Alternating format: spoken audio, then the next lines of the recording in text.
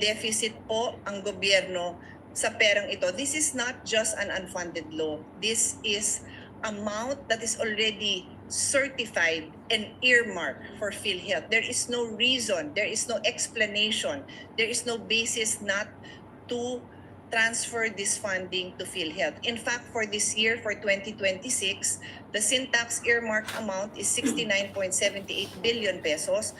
What was provided in the NEP is 53.26 billion pesos. So there is a deficit of 16.52 billion pesos. We humbly appeal to all our colleagues and to the chairman.